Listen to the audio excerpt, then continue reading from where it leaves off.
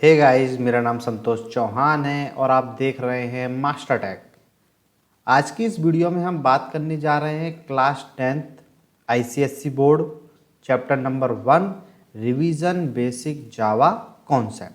ठीक है, तो चलिए स्टार्ट करते हैं। सबसे पहले हम देखते हैं इंट्रोडक्शन। पहला point, Java is a high level secure and object oriented programming language. यानी कि आज की डेट में अगर बात की जाए तो जावा आज की डेट में भी बहुत ही पॉपुलर लैंग्वेज है। उसका रीज़न है कि ये बहुत ज़्यादा सिक्योरिटी पर्पज़ के लिए अच्छी लैंग्वेज है और ये ऑब्जेक्ट ओरिएंटेड लैंग्वेज होती है। जैसा कि आप जानते हो, जो जिस भी लैंग्वेज में ऊप्स के कॉन्सेप्ट होते हैं, ऑब्जेक्ट ओरिएंटेड प्रोग्रामिंग सिस्टम के कॉन्सेप्ट होते हैं, वही लैंग्वेज हमारी कैसी होती है? High level language. किसने डेवलप की है जावा? जावा को सन माइक्रो सिस्टम एक ऑर्गेनाइजेशन है जिसने कि 1995 को डेवलप की है।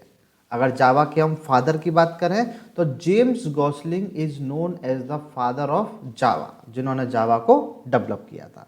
तो जैसा कि आप जानते होंगे कि जावा का सबसे पहले नाम जावा नहीं था। बिफोर जावा इट्स नेम ऊक। ऊक एक्चुअली में एक पेड़ का नाम था। तो oak is a symbol of strength and chosen as a national tree of many country like USA, France and Germany. यानी कि जब इसका जो जावा का पहला जो नाम था वो ऊक था, और ऊक जो है क्या, वो नेशनल एक पेड़ है जो कि बहुत सारी कंट्रियों में होता है। ठीक है ना। तो हमने ये देखा कि जावा के इंट्रोडक्शन में कि जावा की शुरुआत कहाँ से हुई थी। चलिए आइए देखते हैं कि आज की डेट में भी जावा इतनी पॉपुलर क्यों है, क्योंकि जावा के कुछ फीचर्स के बारे में हम बात करते हैं।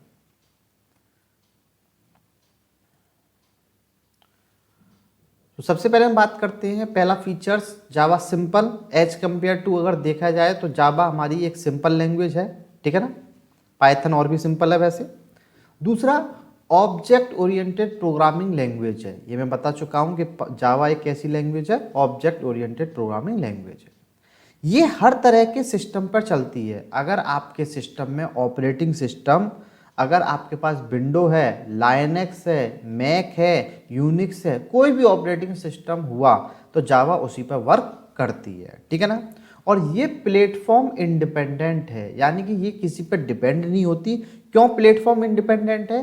क्योंकि ये एक कॉन्सेप्ट यूज करती है जिसका नाम होता है बाइट कोड। ये बाइट कोड क्या होता है इसको मैं आगे बताऊंगा। ठीक है ना।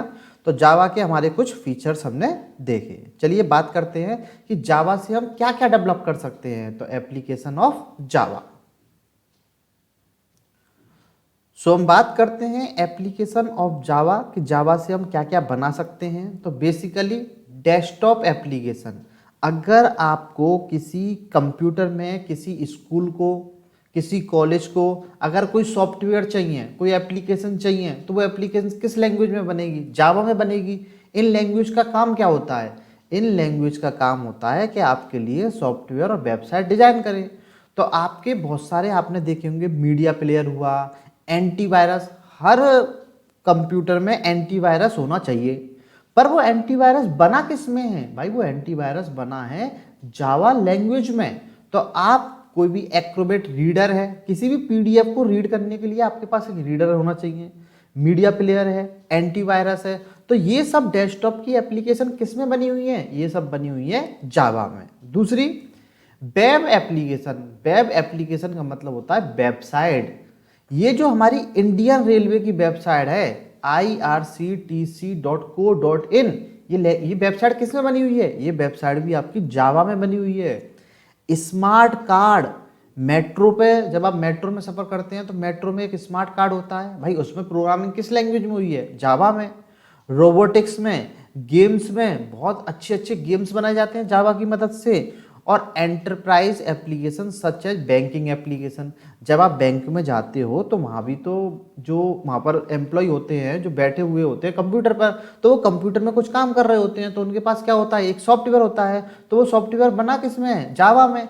यानी कि आप वेबसाइट, सॉफ्टवेयर, एप्लीकेशन, डेस्कटॉप, चाहे वो वेब हुई, स्मार्ट कार्ड, रोबोटिक्स, सब कुछ बना सकते हैं आप जावा की हेल्प से। ठीक है ना। यहाँ पर हम दो इंपॉर्टेंट पॉइंट देखते हैं। सबसे पहले हम क्या देखते हैं? First fully object oriented language, अगर मैं पहली फुली एकदम ऑब्जेक्ट ओरिएंटेड लैंग्वेज की बात करूं तो उसका नाम था स्मॉल टॉक। ये आपके एमसीक्यू में आ सकता है। और इसको इन्वेंटेड किसने किया था? एलन के ने इन 1970 में। दूसरा अगर मैं बात करूं कि जावा का इस समय लेटेस्ट वर्जन कौन सा है, जिस समय मैं अपनी वीडियो को शूट कर रहा हूं उस समय जावा SE 18.0.2 is the latest version of Java SE platform. Clear है? तो ये हमारी कुछ एप्लीकेशंस थी कि जावा से हम बना क्या सकते हैं। ठीक है ना? बहुत सारे बच्चों को डाउट होता है कि सर जावा से तो हम कुछ बना ही नहीं सकते। नहीं, हम जावा से बहुत कुछ बना सकते हैं। चलिए आगे देखते हैं। तो अब हम बात करते हैं मेन इंपोर्टेंट टॉपिक की। देखिए स्टूडेंट, ये एग्जाम पर्पज के लिए, इंटरव्यू पर्पज के लिए, हर कंपनी में ये क्वेश्चन तो आपसे पूछा ही जाएगा कि ऑब्जेक्ट ओरिएंटेड प्रोग्रामिंग सिस्टम यानी कि जो ऊप्स के कॉन्सेप्ट होते हैं कि कौन कौन से ऊप्स के कॉन्सेप्ट होते हैं। ठीक है ना? तो देखिए यहां से शुरुआत करते हैं हम। Object, class, inheritance, polymorphism, abstraction और एनकैप्सुलेशन। अगर आप ये 6 पॉइंटों को भी अच्छे से एक्सप्लेन कर देंगे तो आपका एग्जाम पर्पज के लिए भी एक क्वेश्चन तैयार हो गया और दूसरा इंटरव्यू पर्पज के लिए भी तैयार हो गया। क्योंकि आपसे जावा में, अगर जावा में सबसे ज़्यादा जो इंपॉर्टेंट क्वेश्चन होता है वो होता है जावा के ऊप्स कॉन्सेप्ट। ये नॉर्मली भी कोई भी पूछ सकता है और फिर थ्योरी में तो आपसे पूछा जा ही सकता है। तो चलिए हम एक एक करके देखते हैं कि ऑब्जेक्ट क्या होता है, क्लास क्या होती है, इनहेरिटेंस, पॉलीमॉर्फिज्म का क्या मतलब है, एब्स्ट्रैक्शन क्या रोल प्ले करता है और एनकैप्सुलेशन का क्या मतलब होता है। ठीक है? तो चलिए हम स्टार्ट करते हैं। सबसे पहले ऑब्जेक्ट को देखते हैं। ओके, चलिए तो देखते हैं। सबसे पहले हम ऑब्जेक्ट क्या होता है देखते हैं। इसकी डेफिनेशन पढ़ते हैं। Any entity that has state and behaviour is known as object. कोई भी ऑब्जेक्ट है उसकी कुछ स्टेट होना चाहिए और उसकी कुछ बिहेवियर होना चाहिए। For example a chair, pen, table, keyboard, bike, ETC। यानी कि जो भी तुम कुछ देख रहे हो इस रियल वर्ल्ड में वो सब आपका एक ऑब्जेक्ट है। इट कैन बी फिजिकल और logical and object can be defined as the instance of a class. मतलब एक तरह से देखा जाए तो ऑब्जेक्ट को कहीं कहीं हम इंस्टांस भी बोलते हैं। ये ध्यान रखना, इस तरह से क्वेश्चन भी आया हुआ है कि what is the instance of a class, तो उसका हम आंसर सिंपल देंगे ऑब्जेक्ट। ठीक है ना? तो ऑब्जेक्ट को कभी कभी हम बोल देते हैं इंस्टांस ऑफ ए क्लास। ठीक है, आगे चलते हैं। फॉर एग्जाम्पल मतलब क्या हुआ, जैसे कि डॉग इज एन ऑब्जेक्ट। हमने ये देखा था कि जो भी कुछ चीज़ है वो हमारी ऑब्जेक्ट होती है। तो मान के चलो हमारा एक डॉग है और वो उस क्या काम कर रहा है, ऑब्जेक्ट का काम कर रहा है। तो उस ऑब्जेक्ट का उसका आपकी कुछ स्टेट होगी। तो स्टेट क्या होगी डॉग की? डॉग का क्या कलर है, डॉग का क्या नाम है, वो किस ब्रीड किस नस्ल का है, ये तो उसका हो गया स्टेट। और उसका बिहेवियर क्या है, क्या करता है dog? Wagging the tail, barking, eating, वो खाता है, पूंछ हिलाता है, भौंकता है, ये सब क्या है उसका बिहेवियर। यानी कि अगर मैं बात करूं एक दूसरे एग्जाम्पल की तो मैं बात करता हूं पेन की। पेन, तो पेन क्या है? पेन मेरा एक ऑब्जेक्ट है। अब इसकी स्टेट क्या हुई कि भाई ये किस कलर का है, किस कंपनी का है, इसका कौन सा मॉडल है, ये तो हो गई इसकी स्टेट। अब बिहेवियर क्या हुआ? बिहेवियर हुआ कि ये क्या करने के काम में आता है, राइटिंग, ड्राइंग, इस करने के काम में आता है। तो आपकी ऑब्जेक्ट वो होता है जिसकी कुछ स्टेट होती है और जिसका कुछ बिहेवियर होता है। और सेकंड पॉइंट कि ऑब्जेक्ट जो होता है वो इंस्टांस ऑफ ए क्लास होता है। क्लियर है? चलिए आगे बढ़ते हैं। दूसरा टॉपिक है हमारा क्लास, कि क्लास क्या होता है। अब देखो ऑब्जेक्ट में अगर मैं बात करूं कि, चलिए यहीं देखते हैं डेफिनेशन में कि collection of object is called class. देखिए ये डेफिनेशन थोड़ी सी मैं कहूँगा एकदम प्रॉपर वे में नहीं एक्सप्लेन है। कलेक्शन ऑफ यहाँ पे लिखना आप सिमिलर टाइप ऑब्जेक्ट। ऐसा नहीं है कि किसी को भी हम आपस में जोड़ दें और किसी को भी आपस में जोड़ के हम क्लास बना देंगे, ऐसा नहीं है। आपको जो ऑब्जेक्ट होता है वो कलेक्शन ऑफ सिमिलर ऑब्जेक्ट, आपके पास सिमिलर ऑब्जेक्ट तब वो कहलाएंगे क्लास। मैं आपको एग्जांपल से समझाऊंगा। एक दूसरी डेफिनेशन जो आपकी बुक में है वो क्या है? A class can also be defined as a blueprint from which you can create an individual object. For example मैंने अभी बताया था ऑब्जेक्ट का मतलब होता है एनीथिंग, जो भी तुम देख रहे हो वो ऑब्जेक्ट है। तो यहाँ पर ऑब्जेक्ट क्या हुआ, मैंगो, एप्पल, ऑरेंज, बनाना, ये सब ऑब्जेक्ट है। अब ये सब किस क्लास में आते हैं, ये सब क्लास में आएंगे फ्रूट्स। तो कहने का मतलब ये है कि ऑब्जेक्ट तो हमारे जो रियल एंटिटी है, और क्लास जो होता है वो कलेक्शन होता है similar types of object. Clear है? चलिए आगे बढ़ते हैं और नेक्स्ट ऊप्स का कॉन्सेप्ट देखते हैं। तो नेक्स्ट ऊप्स का जो कॉन्सेप्ट है वो है हमारा एब्स्ट्रैक्शन। ठीक है, एब्स्ट्रैक्शन का बहुत ही सिंपल सा एग्जांपल मैं बताऊं या उसकी डेफिनेशन बताता हूं। चलिए आपको, एब्स्ट्रैक्शन का मतलब है so some information and the background information are hidden. कुछ इंफॉर्मेशन यूजर को दिखाना और पीछे की बैकग्राउंड इंफॉर्मेशन को हिडन कर देना। मतलब एग्जांपल में ले लो फोन। अब फोन के अंदर क्या क्या इंस्ट्रूमेंट हैं, क्या क्या फोन कैसे चलता है, कैसे वो चल रहा है, अंदर की प्रोसेस आपको हाइड कर दी गई है, उसके पीछे बैक कवर लगा दिया गया है और अंदर की प्रोसेस यूजर से हाइड कर दी गई है, और आपको ऊपर ही ऊपर उसका फ्रंट एंड दिख रहा है। For example switch board. अब आपको जो स्विच बोर्ड होता है हमारे घर में, उसमें दो बटन होते हैं, उसको ऑन कर दो, उसको ऑफ कर दो, लेकिन इंटरनल क्या प्रोसेस है उसको हाइड कर दिया जाता है। आप गाड़ी चलाते हैं, कार में आपको पता है कि ब्रेक कैसे लगनी है, ये गियर कैसे डालनी है, ये सब कुछ पता होता है, लेकिन अंदर उसको कवर कर दिया जाता है। तो सेम जब आप कोई प्रोजेक्ट बनाओगे तो वहाँ भी आपका एब्स्ट्रैक्शन का कॉन्सेप्ट यूज होता है कि यूजर को सब कुछ नहीं दिखाना। अगर सब कुछ दिखा दोगे तो वो कोडिंग में चेंज कर देगा। तो in Java we can abstract class and interface to achieve abstraction. अगर जावा में आपको एब्स्ट्रैक्शन लगाना है तो उसके लिए आपने दो क्लास पढ़ी होंगी, एक तो होती है एब्स्ट्रैक्ट क्लास और दूसरा कॉन्सेप्ट होता है इंटरफेस का। ठीक है ना? तो इन दोनों की मदद से ही जावा के अंदर हम एब्स्ट्रैक्शन फॉलो कर सकते हैं। क्लियर है? चलिए नेक्स्ट ऊप्स का कॉन्सेप्ट होता है एनकैप्सुलेशन। एनकैप्सुलेशन का मतलब ये होता है कि बहुत सारे डेटा को बाइंड कर दो एक सिंगल यूनिट में, यानी कि binding a data into a single logical unit is known as abstraction. यानी कि आपने इसका एक एग्जांपल मैंने यहाँ पे लिया है कैप्सूल। आपने देखा होगा कैप्सूल को कभी ओपन करके देखना, तो कैप्सूल के अंदर बहुत सारी दवाइयों का मिक्सचर होता है। तो पेशेंट को अलग अलग कई प्रकार की दवाई देने से बेटर है कि उन सबको मिक्स कर दो एक ही में और उसको हमने कर दिया कैप्सूल। तो उसी तरीके से यहाँ पर हम बहुत सारे वेरिएबल को और बहुत सारे मेथड को एक ही क्लास में बाइंड कर देते हैं। तो class is the good example of encapsulation. चलिए इसकी डेफिनेशन देखते हैं। बाइंडिंग और wrapping code and data together into a single unit are known as the encapsulation, or a capsule it is wrapped into different medicine. A Java class is an example of encapsulation. तो simple सी अगर मैं line में कहूँ तो बहुत सारे data को एक ही में बाइंड कर देना, एक ही यूनिट में बाइंड कर देना, उसी को हम बोलते हैं एनकैप्सुलेशन। तो ये जो वर्ड है वो कैप्सूल से ही लिया गया है। क्लियर है? चलिए नेक्स्ट प्रॉपर्टी देखते हैं। चलिए तो आगे अब बात करते हैं नेक्स्ट प्रॉपर्टी, इनहेरिटेंस। इनहेरिटेंस का मतलब होता है एक क्लास की कुछ कैरेक्टरिस्टिक्स दूसरी क्लास में जाना या दूसरी क्लास को इनहेरिट करना। यानी कि इसका सीधा सीधा एग्जांपल है पेरेंट चाइल्ड रिलेशनशिप। आपके अंदर भी कुछ गुण आपके पेरेंट्स से आए होंगे और उनके अंदर वो गुण जो है वो उनके आपके ग्रैंड फादर या ग्रैंड मदर से आए होंगे। तो कहने का मतलब ये है कि आपकी एक क्लास की कुछ प्रॉपर्टी और बिहेवियर को जब दूसरी क्लास इनहेरिट करती है तो उसी को हम बोलते हैं inheritance. Example of inheritance parent child relationship. Clear है? चलिए नेक्स्ट देखते हैं, और नेक्स्ट और लास्ट है हमारा पॉलीमॉर्फिज्म। देखिए यहाँ पर पॉली का मतलब होता है मैनी, पॉली का मतलब क्या होता है? मैनी, और मॉर्फिज्म का मतलब होता है फॉर्म। यानी कि एक ही चीज की बहुत सारी फॉर्म, उसी को बोलते हैं पॉलीमॉर्फिज्म। मतलब चलिए देखते हैं।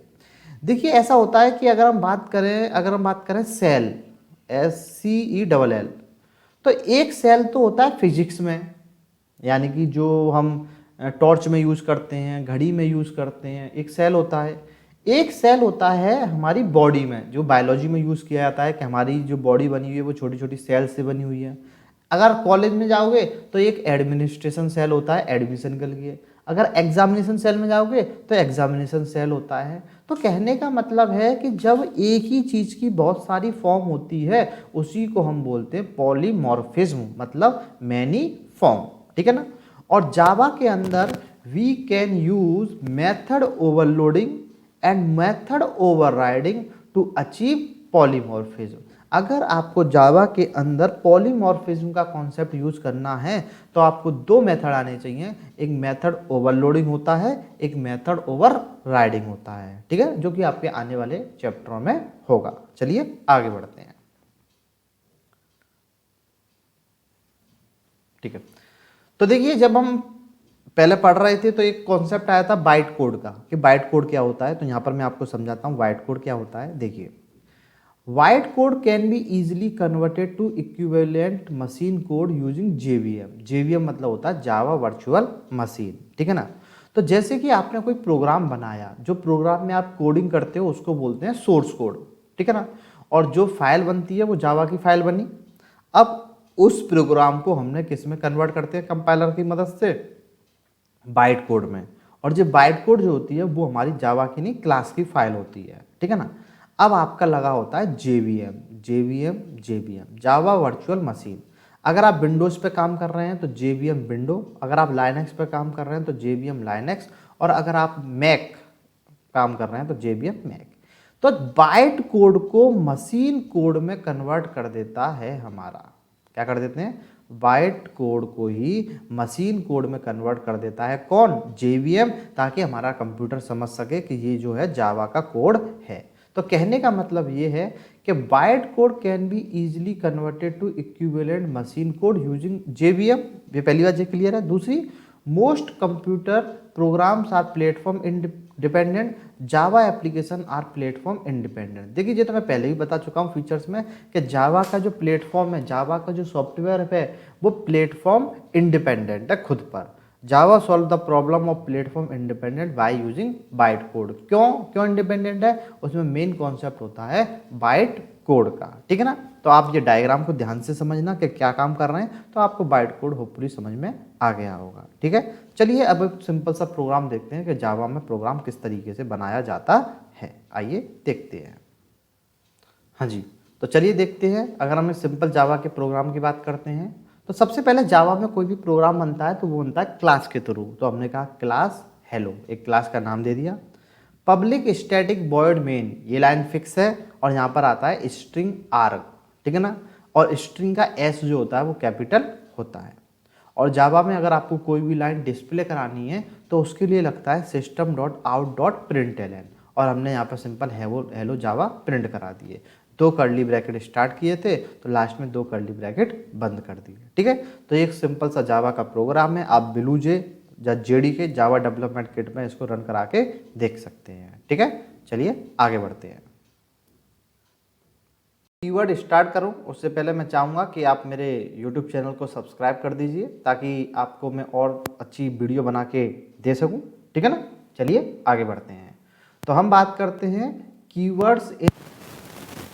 बेसिकली कीवर्ड्स क्या होता है जावा में, कीवर्ड्स का मतलब होता है कुछ रिजर्व। ये है कि जब जेम्स गॉसलिंग ने जब आपकी जावा को डेवलप कर रहे थे तो उन्होंने कुछ कीवर्ड फिक्स कर दिए थे कि इन कीवर्ड का मतलब वही है जो मैं ट्राई, ये सब हमारे कीवर्ड्स हैं। यानी कि उन्होंने रिजर्व करके रख दिए हैं हमारे कुछ कीवर्ड्स। क्लियर है। चलिए आगे बढ़ते हैं। Unit inside a program is called a token, यानी कि आपके प्रोग्राम में छोटी से छोटी यूनिट टोकन कहलाती है। आपका कोई भी प्रोग्राम बिना टोकन की मदद से नहीं बन सकता। तो कितने प्रकार के टोकन होते हैं जावा में, आपके 5 प्रकार के टोकन होते हैं जावा में। कौन कौन से, keywords, identifiers, literals, operator, punctuator, mark, ठीक है ना। तो कीवर्ड्स तो हम पढ़ चुके हैं, 48 कीवर्ड्स हैं, मतलब रिजर्व वर्ड, कुछ प्री डिफाइंड वर्ड्स। अब हम बात कर लेते हैं किसकी, आइडेंटिफायर की। तो आइडेंटिफायर को बेसिकली हम कुछ वेरिएबल्स भी कहते हैं। तो चलिए देखते हैं आगे। तो चलिए हम बात करते हैं आगे, और अब हम बात करते हैं आइडेंटिफायर, या उसी को हम बोलते हैं वेरिएबल्स, ठीक है। तो जब भी आप जावा के अंदर कोई वेरिएबल बनाते हैं तो कैसे लिखते हैं हम वेरिएबल, हम लिखते हैं पहले data type int, a equal to 5 ऐसे लिखते हैं हम, ठीक है, ए इक्वल टू 5 मान लिया हमने, ठीक है। राइटिंग आप देख रहे होंगे काफ़ी अच्छी आ रही है मेरी, ये देखिए इंट ए इक्वल टू 5। तो जब भी आप कोई वेरिएबल बनाएंगे तो ऐसा नहीं है कि आप कोई भी वेरिएबल बना लेंगे, नहीं, आपको कुछ रूल्स फॉलो करने पड़ेंगे। क्या रूल्स होता है, चलिए पहला रूल्स देखते हैं। The first character of the variable must be alphabet और अंडरस्कोर एंड डॉलर साइन। यानी कि वेरिएबल का पहला जो कैरेक्टर है वो लेटर हो सकता है, अंडरस्कोर हो सकता है और डॉलर साइन हो सकता है, ठीक है। चलिए दूसरा, all the character except the first character, पहले कैरेक्टर को छोड़कर फिर लोअर केस आ सकता है, अपर केस आ सकता है, अंडरस्कोर आ सकती है, डिजिट आ सकती हैं। यानी कि पहले कैरेक्टर में डिजिट नहीं आएंगी, बाद में आ सकती हैं। तीसरा, identifier name must not contain any white space, कोई भी स्पेस नहीं आएगा वेरिएबल के नाम में और कोई भी स्पेशल कैरेक्टर नहीं आएगा वेरिएबल के नाम में, ये भी ध्यान रखना। चलिए आगे देखते हैं। Identifier name not must be similar to any keyword, जितने भी मैंने कीवर्ड बताए थे 48, उसमें से कोई भी किसी भी कीवर्ड को हम वेरिएबल की तरह यूज़ नहीं कर सकते। और आइडेंटिफायर के जो नेम होते हैं वो केस सेंसिटिव होते हैं। अगर आपने माई नेम, देखिए पहली बात तो ये ले ही नहीं सकता हूँ मैं क्योंकि यहाँ पे बीच में स्पेस आ रहा है, तो अगर इसके बीच में मैं अंडरस्कोर लगा देता हूँ तो माई नेम और कैपिटल में माई नेम ये दोनों अलग अलग हैं, सेम नहीं है, क्योंकि हम जानते हैं कि जावा हमारी एक केस सेंसिटिव लैंग्वेज होती है, यानी कि अपर केस और लोअर केस लेटर दोनों डिफरेंट होते हैं, सेम नहीं है, ठीक है ना। चलिए आगे बढ़ते हैं, ठीक है। तो अब हम नेक्स्ट टोकन देखते हैं जिसका नाम है लिटरल, ठीक है। लिटरल्स का क्या मतलब होता है, जैसे कि मैंने अभी पिछली स्लाइड में बताया था, int a equal to 5, int a equal to 5, ठीक है। तो ये ए तो जो था वो वेरिएबल या आइडेंटिफायर था, ये जो 5 था जो यहाँ पे फिक्स था इसी को हम बोलते हैं लिटरल्स। यानी कि Python literals can be defined that is given in a variable और कांस्टेंट।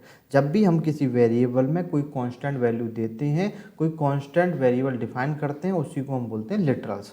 तो लिटरल्स हमारे कितने प्रकार के होते हैं, एक होता है न्यूमेरिक लिटरल्स, यानी कि x इक्वल टू 0b, ठीक है ना।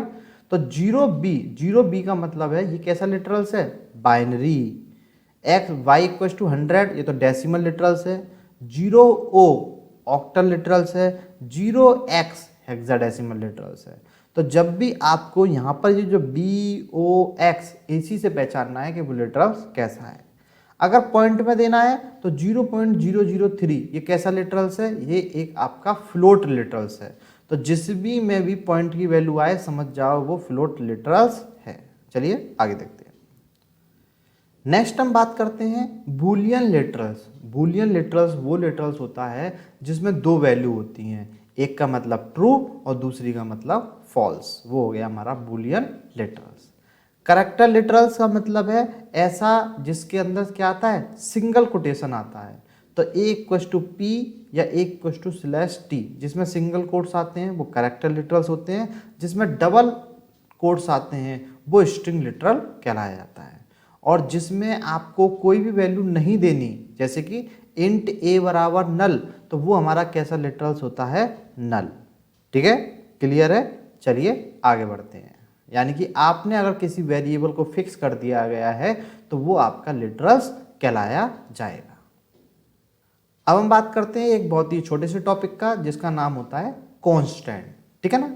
तो कांस्टेंट क्या होता है, जैसे कि कीवर्ड फाइनल, अगर आपको किसी वेरिएबल की वैल्यू चेंज करनी है और ये कहना है कि उस वेरिएबल की वैल्यू कहीं भी चेंज ना हो पाए, फिक्स रहे हमेशा, तो आप यूज करेंगे फाइनल कीवर्ड का, ठीक है।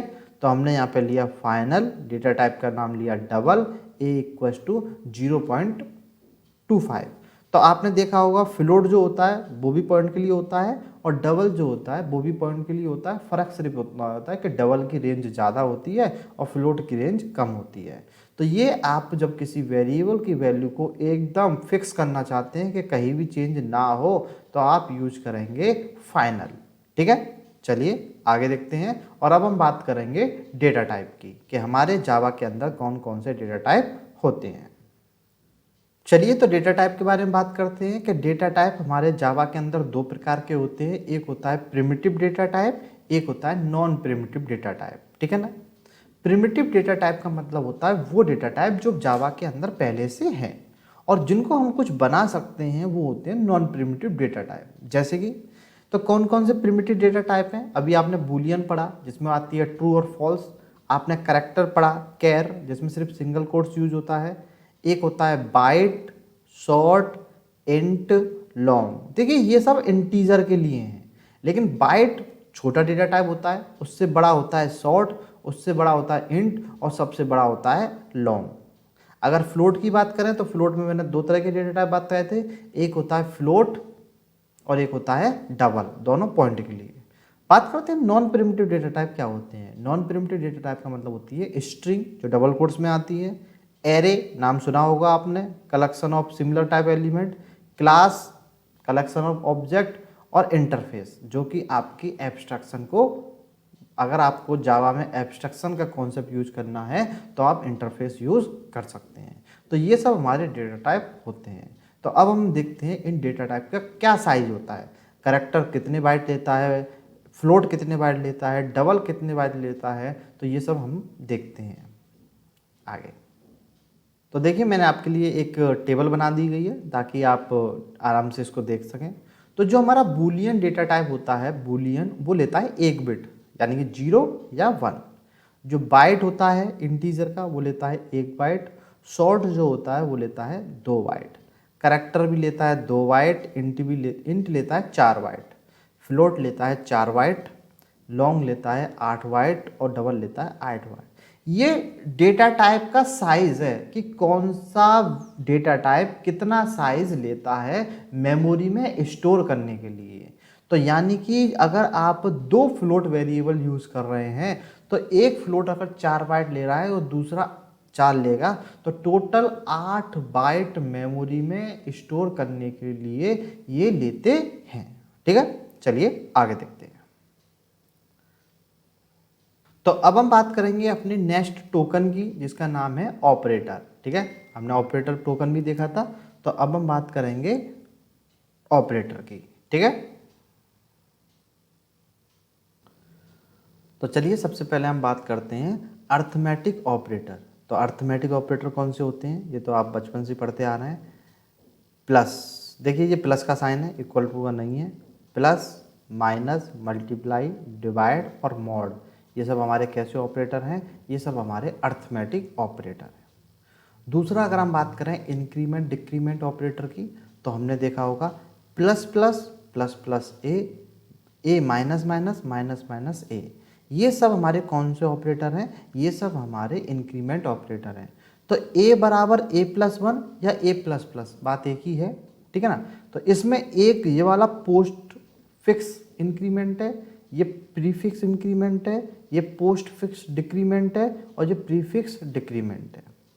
फिर हमारा आता है रिलेशनल ऑपरेटर, यानी कि greater than, less than, greater than equals to, less than equals to, equals to equals to, not equals to, ये सब हमारे होते हैं रिलेशनल ऑपरेटर।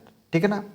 अगर मैं लॉजिकल ऑपरेटर की बात करूं तो एंड और नॉट। ठीक है ना। तो यहाँ पे ये सिंबल यूज होते हैं, मैंने सिर्फ मतलब बताया। एंड ये यूज होगा, और के लिए ये दो डंडे लगेंगे और नॉट के लिए हमारा ये साइन लगता है। ठीक है ना। तो ये हमारे होते हैं ऑपरेटर। अगर हम शिफ्ट ऑपरेटर की बात करें तो बिटवाइज में आते हैं वैसे बेसिकली ये, तो हमारे दो होते हैं, एक होता है लेफ्ट शिफ्ट, एक होता है राइट शिफ्ट। बिटवाइज ऑपरेटर कौन से होते हैं, अब एक एंड लगेगा, एक डंडा लगेगा तो और, ये एक्सॉर, ये कॉम्प्लीमेंट। असाइनमेंट ऑपरेटर जो यहाँ पे लग रहा था, असाइनमेंट ऑपरेटर होता है ए यानी कि इक्वल, और कंडीशनल ऑपरेटर होता है हमारा क्वेश्चन मार्क और कोलन। ठीक है ना। तो ये हमारे होते हैं ऑपरेटर्स इन जावा। चलिए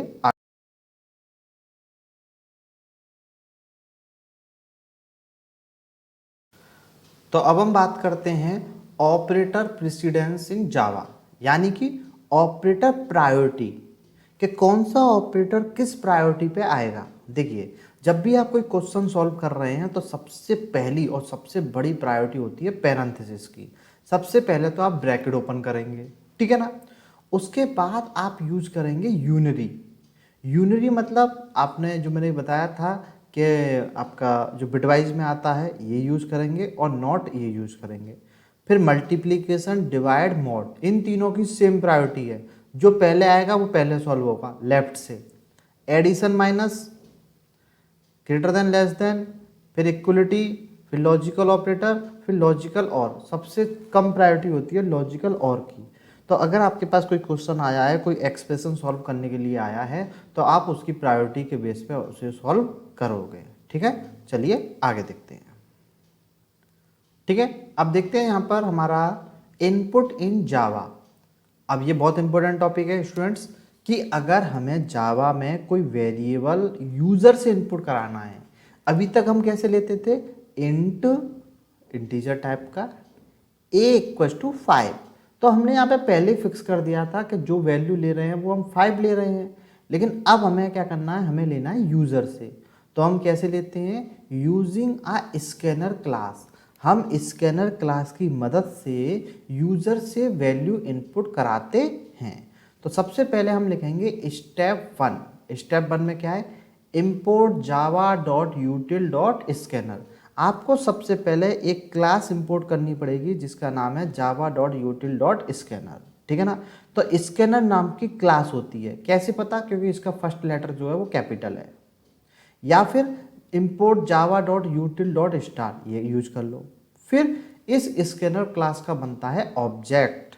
तो ऑब्जेक्ट कैसे बनता है, क्लास का नाम स्कैनर, फिर एक वेरिएबल, ऑब्जेक्ट का नाम, फिर न्यू, कीवर्ड फिक्स है, फिर स्कैनर, फिर सिस्टम डॉट इन। यानी कि सबसे पहले import java.util, फिर उसका एक ऑब्जेक्ट बनाया। फिर आप using the scanner object class से आप कुछ मेथड यूज करेंगे। अगर आपको इंटीजर वैल्यू इनपुट करानी है तो उसके लिए फंक्शन होता है नेस्ट इंट। अगर आपको फ्लोट वैल्यू इंसर्ट करानी है तो नेस्ट फ्लोट।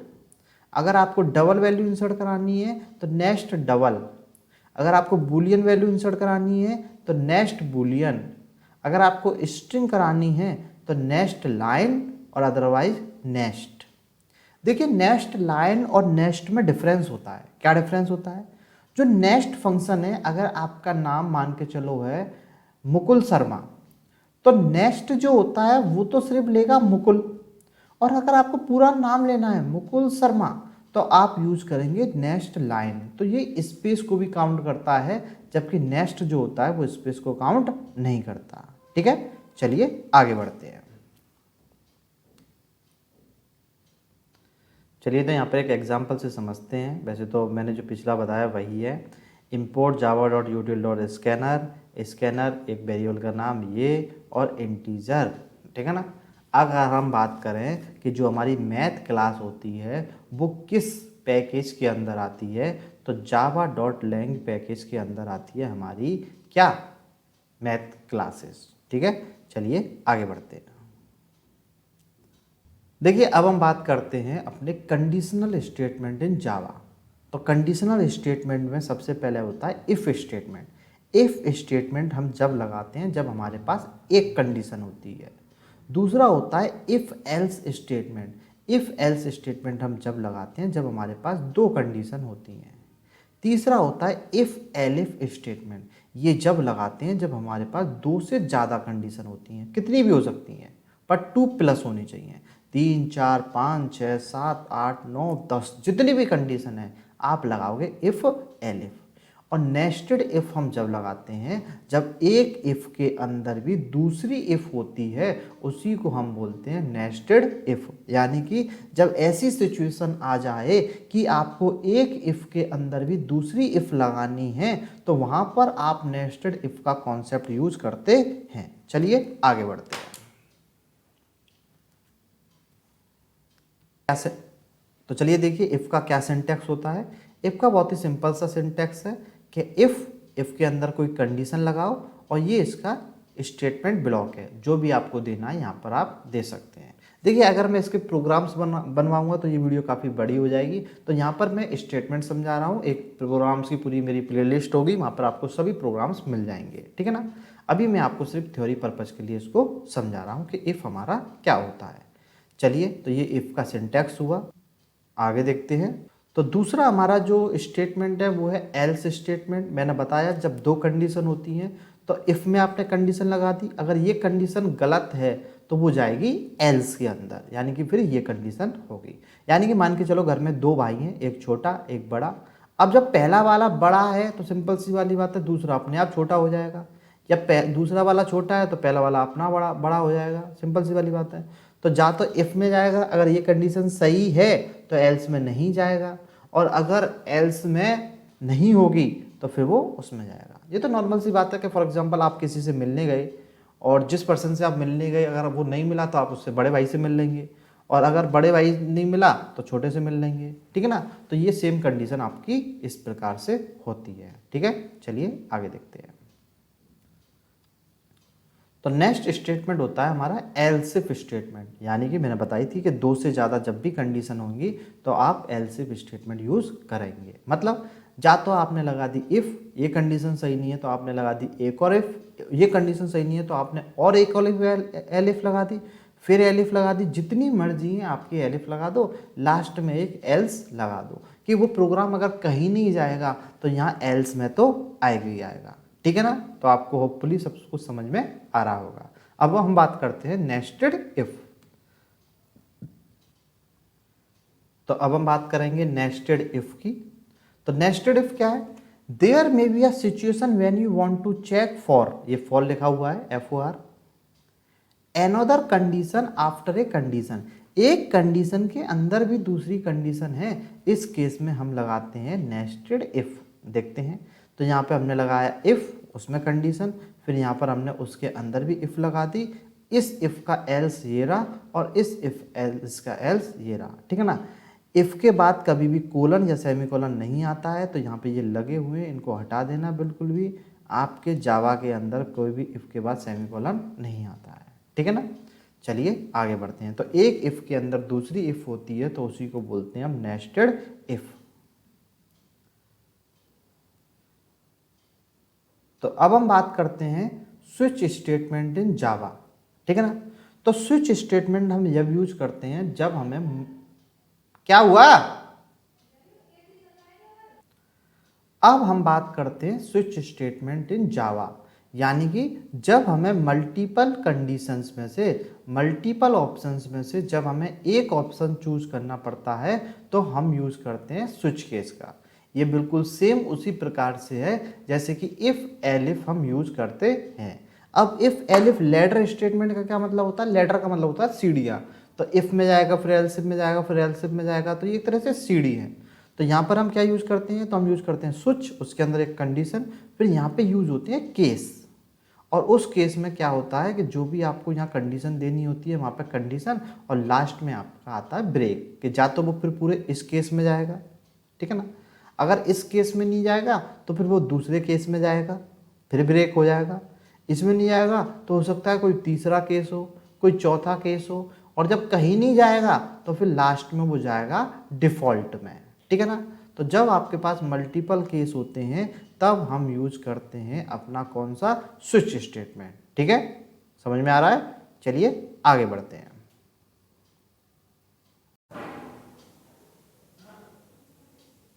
तो अब हम बात करेंगे fall through in switch case, कि स्विच केस में फॉल थ्रू क्या होता है। तो if the control flow to the next case below the matching case in the absence of break, this is called fall through.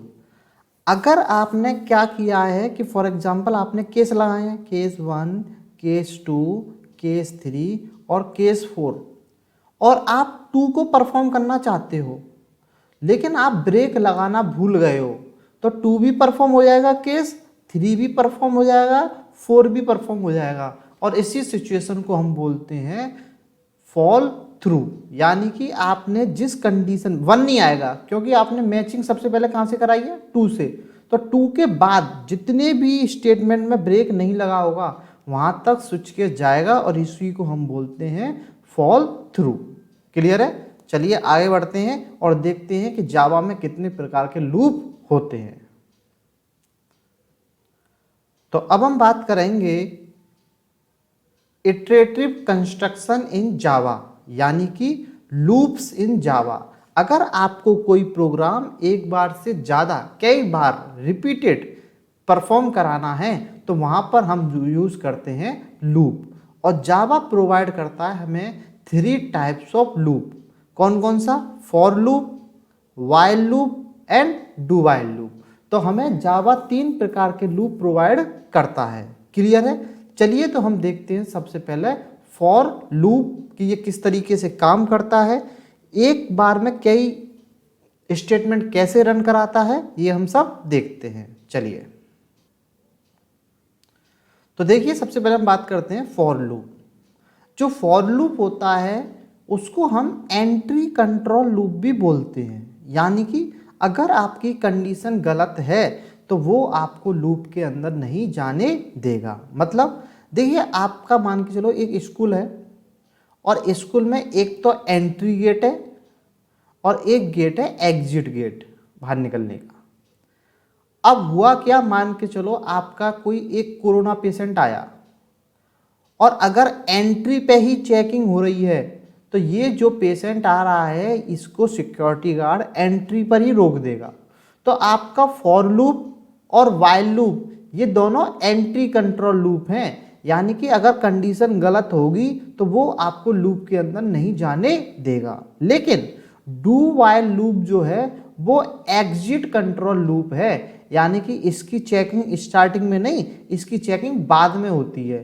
तो अगर आप loop के अंदर आ गए होंगे तो ये आपको फिर यानी कि डू वाइल लूप में कंडीशन सही हो चाहे गलत हो, लूप आपका कम से कम एक बार तो चलेगा ही चलेगा।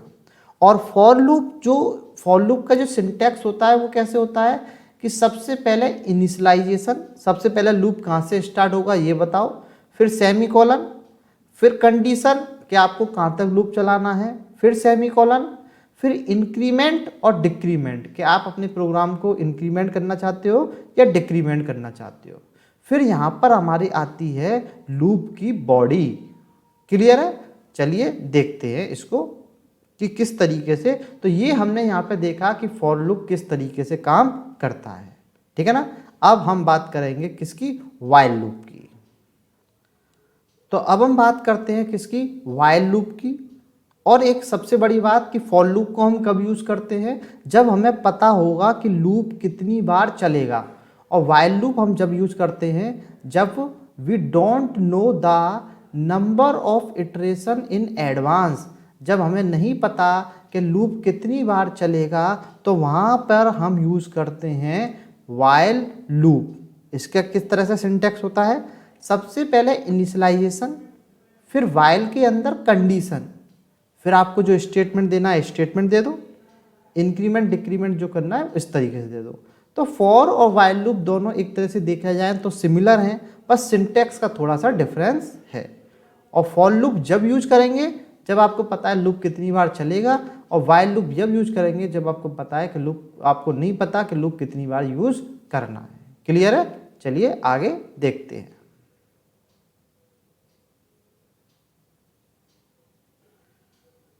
चलिए अब हम देखते हैं अपना डू वाइल लूप। यानी कि ये हमारा तीसरा लूप है जिसका नाम है डू वाइल लूप। ठीक है ना?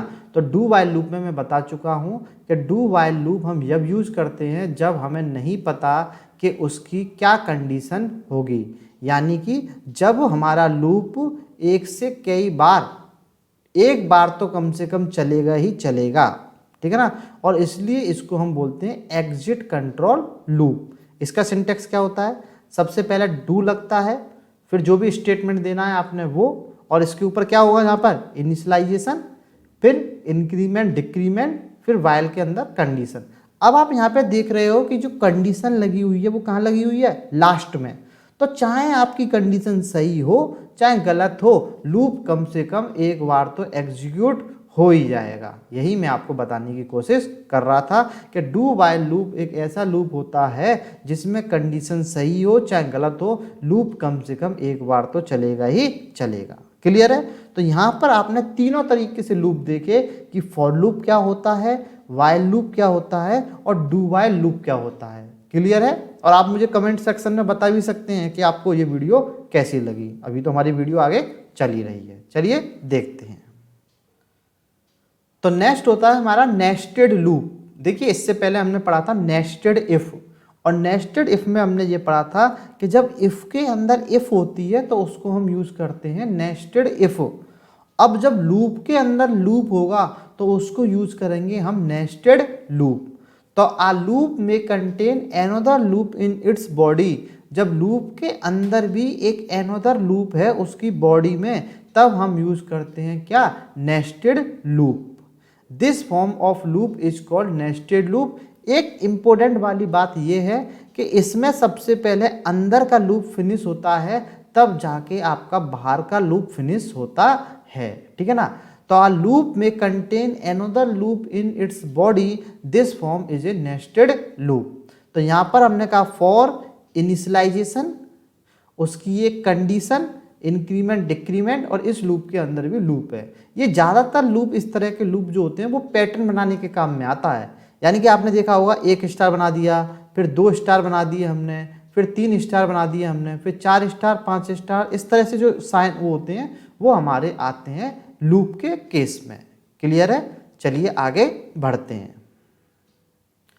चलिए अब हमारे 2 टॉपिक रह गए हैं, एक है हमारा ब्रेक क्या होता है और दूसरा होता है कंटिन्यू क्या होता है, ठीक है। तो चलिए हम देखते हैं break statement. Break statement in Java is used to terminate from the loop immediately. अगर आपको कोई लूप तुरंत फिनिश करना है, तुरंत रोकना है, तो वहाँ पर आप यूज करेंगे ब्रेक स्टेटमेंट। फॉर एग्जाम्पल आपको मान के चलो आपको आगरा से जाना है दिल्ली, और किसी ने छाता में लगा दी ब्रेक, छाता एक जगह है, ठीक है ना, तो आपकी जो बस है वो वहीं की वहीं रुक जाएगी, आगे नहीं बढ़ेगी।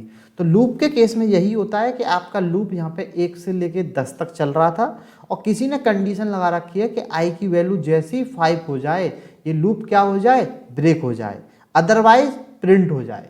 तो सबसे पहले आई की वैल्यू 1 है तो आंसर पहले 1 प्रिंट हो जाएगा, फिर हमारा 2 है तो हमारा 2 भी प्रिंट हो जाएगा, फिर हमारा 3 भी प्रिंट हो जाएगा, फिर हमारा 4 भी प्रिंट हो जाएगा। जैसे ही आई बराबर बराबर आया 5, हमारा लूप क्या हो जाएगा, ब्रेक हो जाएगा। तो ये लूप वैसे नॉर्मली देखा जाए तो 1 से लेके 10 तक चलना था, लेकिन हमने एक कंडीशन लगा दी, एक ब्रेक लगा दिया, तो जैसे ही आई की वैल्यू 5 हो ये लूप ब्रेक हो जाए। तो हमारा जो आंसर आएगा वो आएगा 1 2 3 4। चलिए आगे देखते हैं। अब हम बात करते हैं कंटिन्यू स्टेटमेंट, ठीक है। कंटिन्यू स्टेटमेंट क्या होता है कि ये लूप अब आपको रोकना नहीं है, अब उस लूप से आगे बढ़ जाना है। यानी कि द कंटिन्यू स्टेटमेंट इसकी 1 इटरेशन, ये सिर्फ एक इटरेशन पर रुकेगा। इफ अगर कंडीशन सेटिस्फाई हो जाएगी तो ये लूप आगे नेक्स्ट इटरेशन पे बढ़ जाएगा। सेम एग्जांपल है, बस ब्रेक की जगह क्या लगा दिया हमने, कंटिन्यू।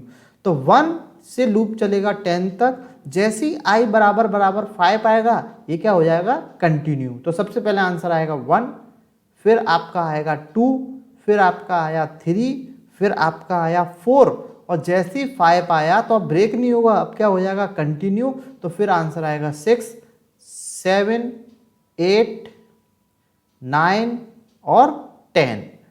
क्लियर है? तो फिर आपको आंसर मिलेगा 10। तो ये हमारा होता है कंटिन्यू स्टेटमेंट, ठीक है। चलिए आगे देखते हैं। So student, thank you for watching my video. आपको मेरी वीडियो कैसी लगी ये मुझे आप कमेंट सेक्शन में बता सकते हैं, और अपने दोस्तों को ये वीडियो आप ज़्यादा से ज़्यादा शेयर कर सकते हैं, ठीक है। जिसने मेरा चैनल अभी तक सब्सक्राइब नहीं किया वो चैनल को सब्सक्राइब कर सकता है और बेल आइकन प्रेस कर सकता है। Thank you so much. मिलते हैं नेक्स्ट वीडियो में।